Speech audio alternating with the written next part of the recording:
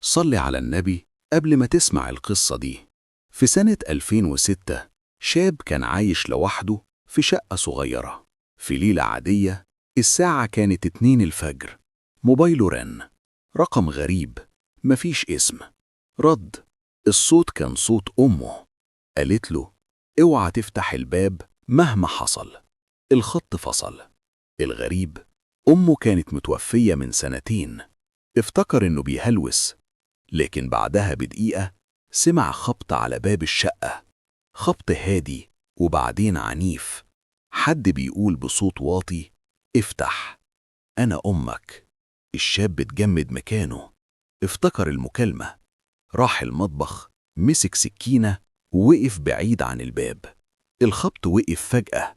الصبح لما فتح الباب لقى آثار سحب تقيلة على الأرض وبصمات إيدين مغموسة في طين أسود. الشرطة قالت كان في مجرم هارب في العمارة، لكن محدش عرف إزاي عرف صوت أمه ولا مين اللي كلمه في التليفون. لو القصة دي كملت معاك للآخر اعمل متابعة، والجزء الجاي أقوى.